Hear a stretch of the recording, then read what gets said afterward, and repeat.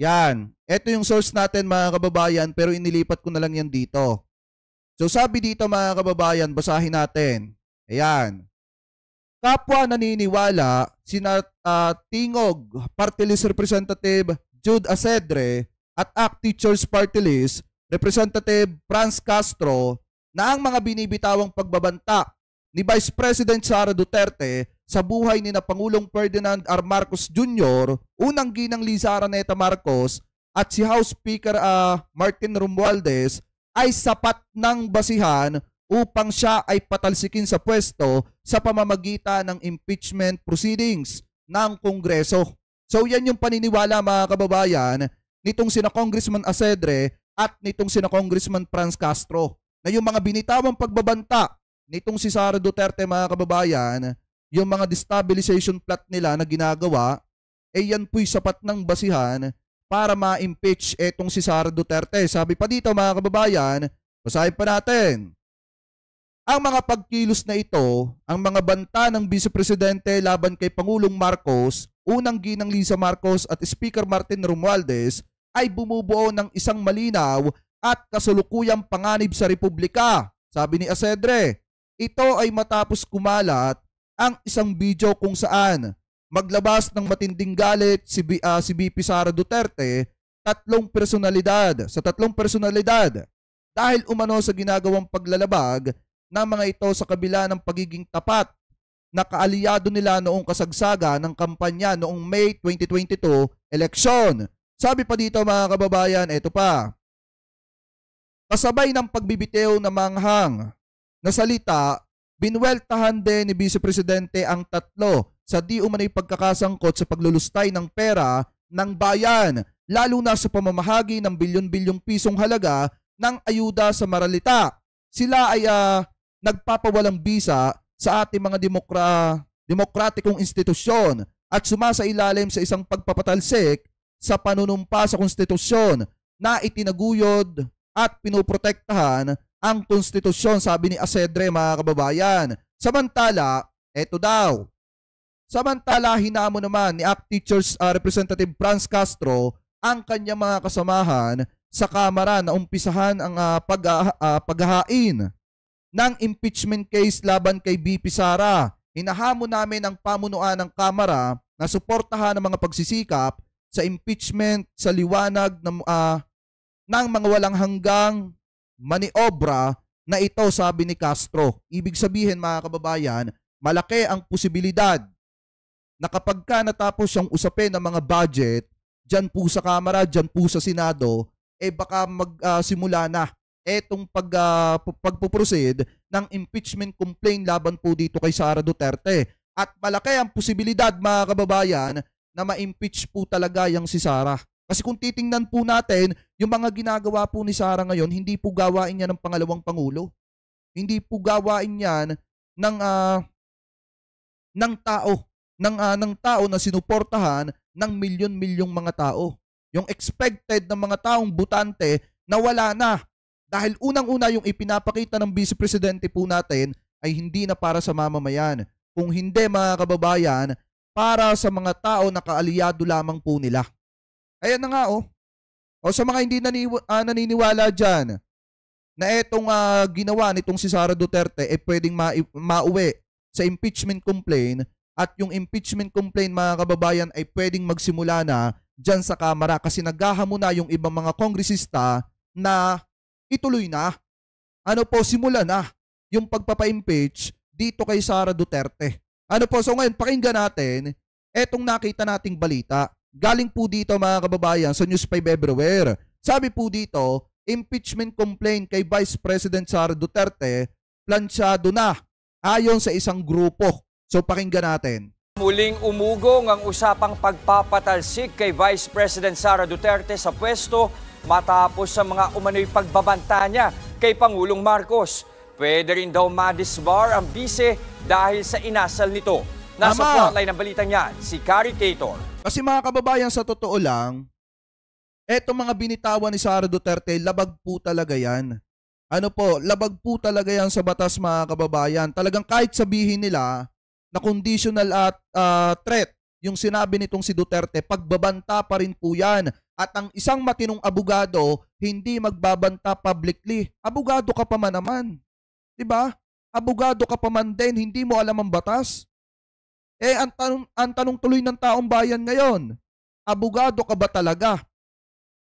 Kasi mga kababayan, imposible naman na abogado siya, hindi niya alam na bawal sa batas yung mga pinaggagawa niya, yung mga pinagsasasabi niya publicly.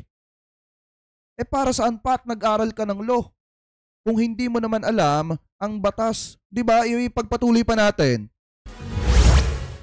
Planchado na raw ang impeachment complaint na ihahain ng grupong Bagong Alyansang Makabayan laban kay Vice President Sara Duterte. Kasunod yan ang naging pahayag ni VP Sara na sakaling may masamang mangyari sa kanya, may inatasan na umano siyang patayin si Pangulong Bongbong Marcos, ang First Lady Liza Araneta Marcos at si House Speaker Martin Romualdez.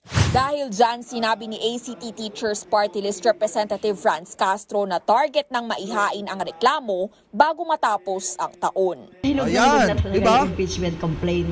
No, eto titignan natin sa mga susunod na araw ano yung magiging decision ng people's organizations. Unang umugong ang impeachment complaint laban kay VP Sara dahil sa hindi pa rin maipaliwanag na pagwawaldas ng milyon-milyon niyang confidential funds. Ngayon, mas lumakas pa ang panawagan dahil umano sa pagbabanta nito sa buhay ng Pangulo. Kasi mga kababayan, sa totoo yung ginagawa nilang yan, hindi ba kayo nagtataka?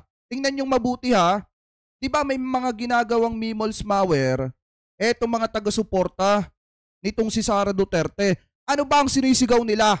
Doon sa memols malware mga kababayan, protect BP Sara, support BP Sara, suportahan natin si BP Sara. Yan yung mga sinasabi nila. Ano ba yung purpose kaya nandoon sila? Di ba para ipaglaban dapat nila etong si Lopez? Di ba kayo nagtataka? Si Lopez mga kababayan gamit na gamit, di umano doon sa drama nila. Kasi ang sinisigaw nila, saglip na protect Lopez mga kababayan, ang isinisigaw nila, protect BP Sara. Support BP Sara. Pumunta kayo doon sa Batasan Complex para suportahan ng BP natin.